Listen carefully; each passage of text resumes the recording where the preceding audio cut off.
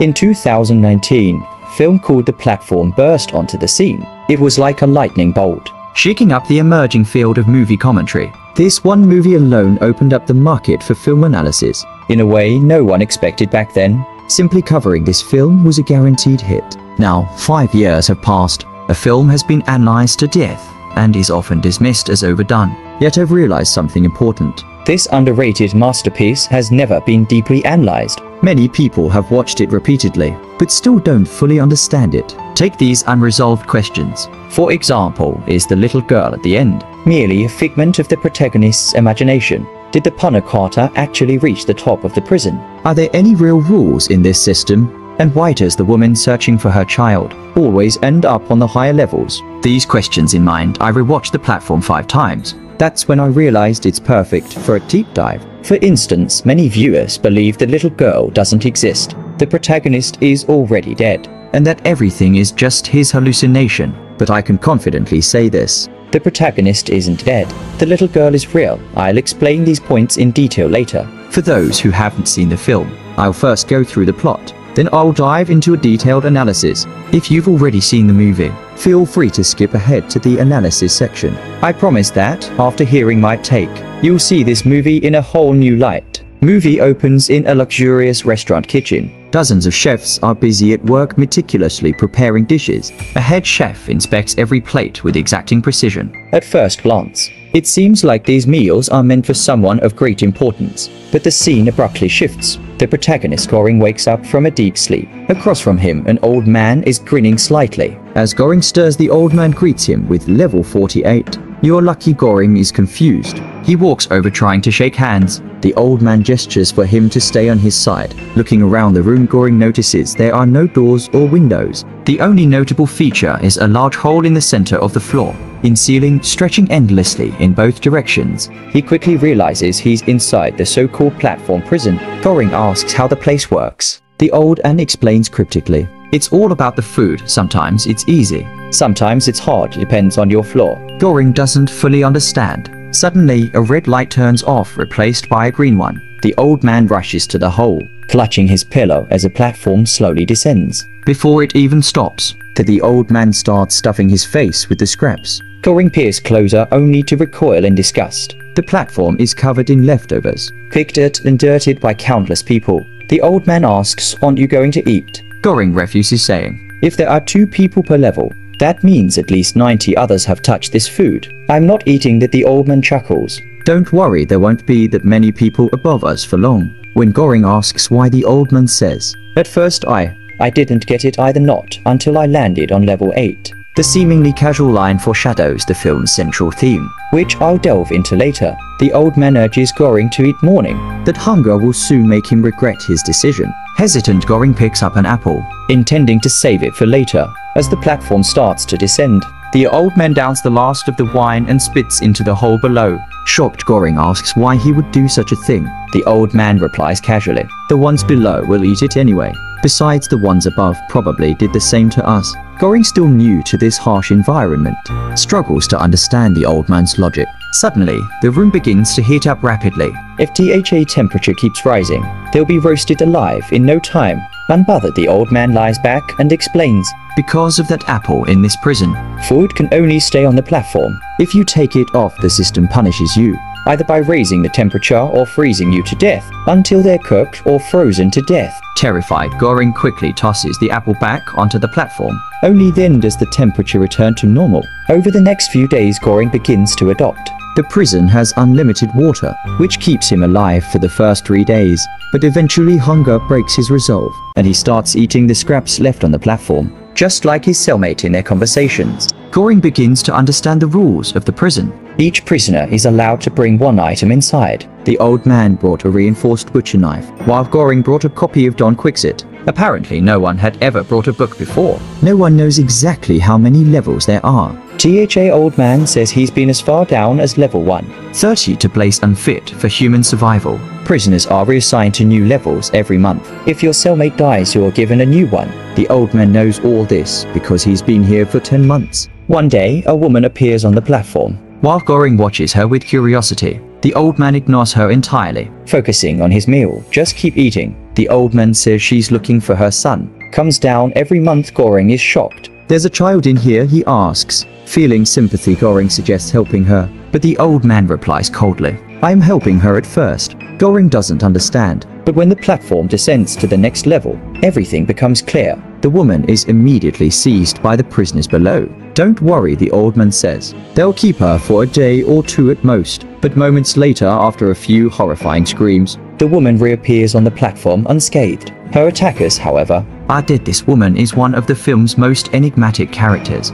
I truly understand the platform. You need to unravel her identity and her actions. I'll cover this in depth during the analysis section. In the meantime, Goring and the old man grow closer. They share meals, bathe together, and occasionally Goring reads aloud from Don Quixote. This strange camaraderie lasts for an entire month. Then one night, the room is suddenly filled with the smell of gas. The old man says, pray we get a good level next month. I like you, kid. Confused, Goring asks what he means. But before he can get an answer, he passes out. When he wakes up, Goring finds himself tied to the bed.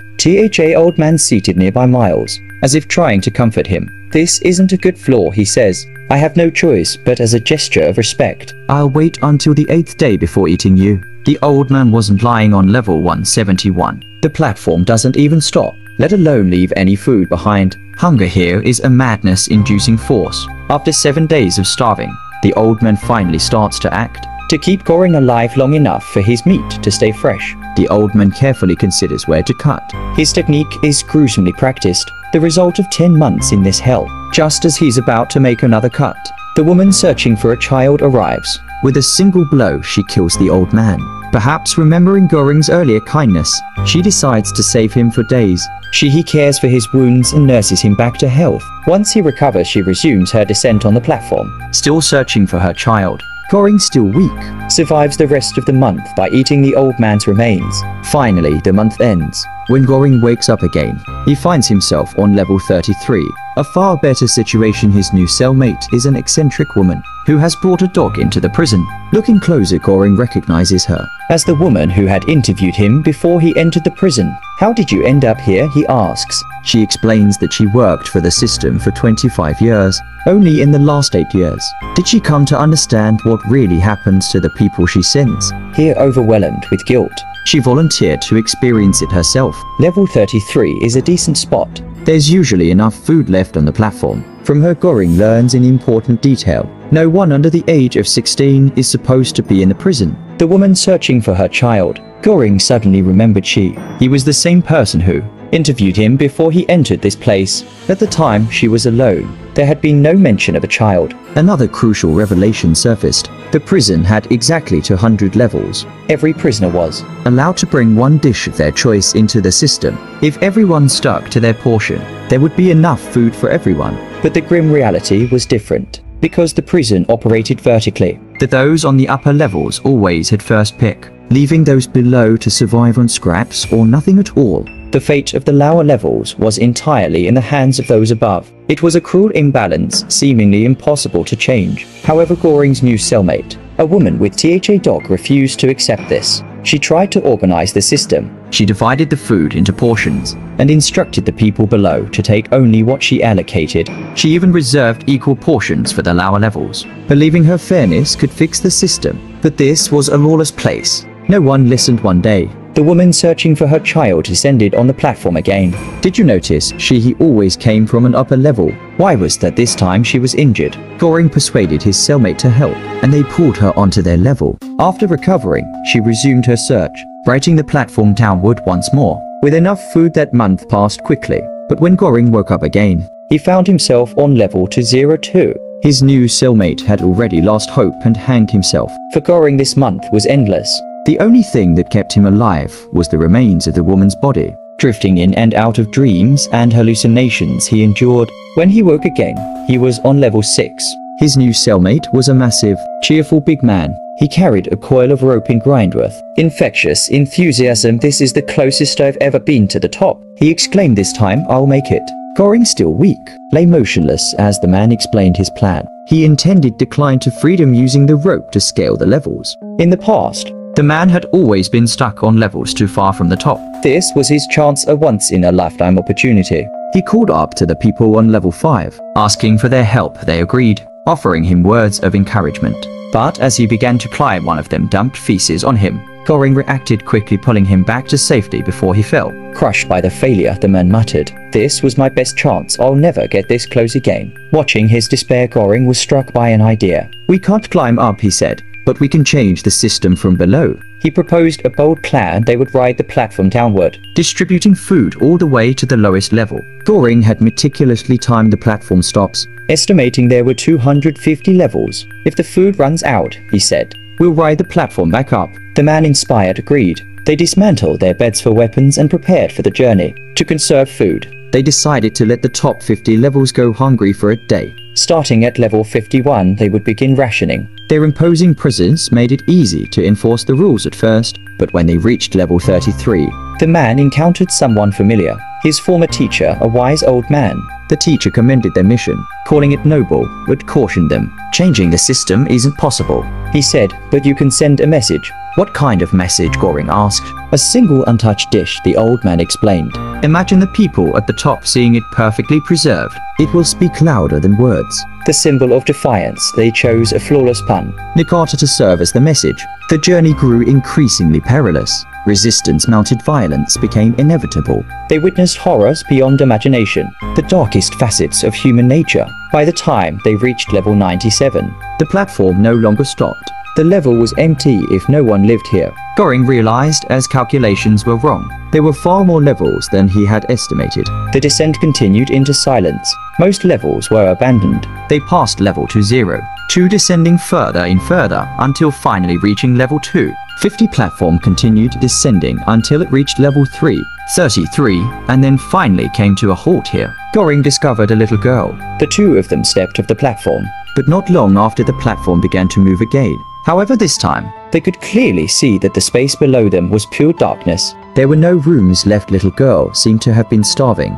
For a while, her eyes locked onto the pun Nikata, and she didn't blink. Moved by her hunger, Goring decided to have the big man give her the dessert. The next day, the big man succumbed to his injuries. Goring too was weak and plagued by hallucinations. Half-conscious, he and the little girl boarded the platform, which took them all the way down to the bottom. There Goring found the body of the old man. Together they walked into the darkness. The little girl, however, took the platform back up. Would she make it to the top and break the system of the prison? Would she escape the cycle that, like much of this story, remains unknown? And with that, the movie's plot comes to an end. I've gone into quite a bit of detail, and I know it's been a long journey. If you stuck with me this far, you must be a true fan, so thank you. Now let's dive into the deeper interpretation of the film to truly understand this movie. The first thing you need to grasp is the logic behind the prison's level assignments. Some of you might ask, but isn't it random? How could there be any logic behind it?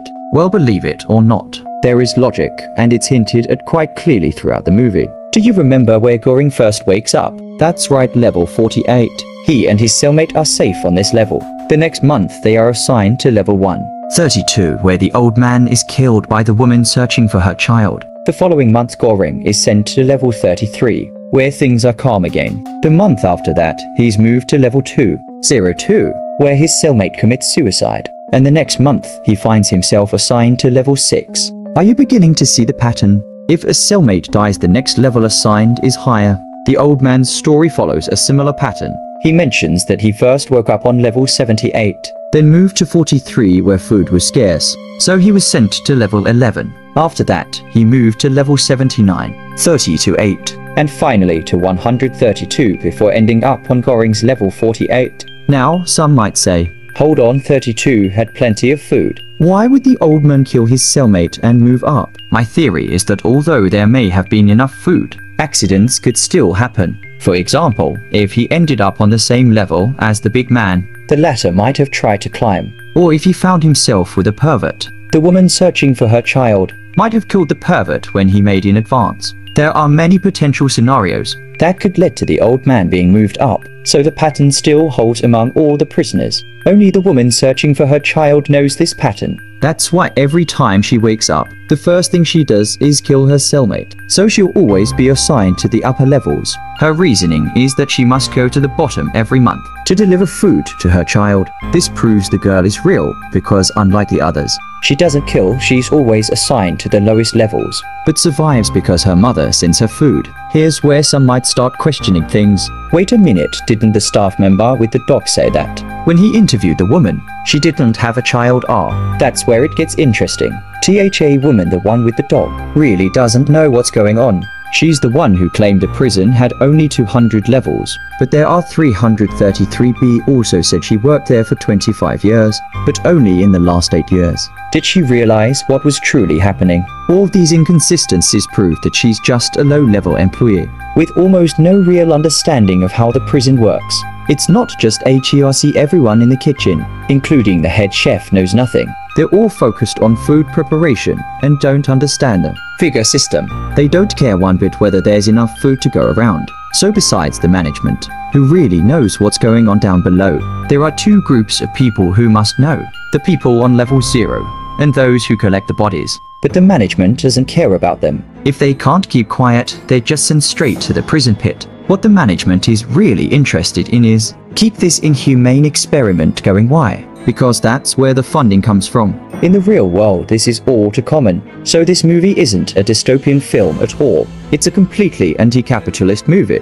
Let me give you an example that'll make it clearer. It's like when you start working at a company. During the interview, the HR person says, stick around for a few years and you'll get promoted, get a raise, and maybe even some shares. What actually happens after 3 years? It's another 3, then after those 3 years, it's still more waiting eventually. Instead of a promotion, you get optimized out. Who do you blame for this? No one, because the HR person, just like the woman who brought the dog into the prison, was also deceived from the start. Under an unfair system, when resources are limited, many will starve. But if there's an attempt to balance things out and save 100 more people by sharing the food, that's still better than nothing, though it's far from ideal. So does passing the pudding upwards change anything? In the movie, it doesn't change a thing. Let's not even discuss whether it would reach the higher ups, because even if it did, don't you think they already know that the people at the bottom aren't getting enough food? Of course they do, they just don't care. It's like, does your boss not know you're underpaid?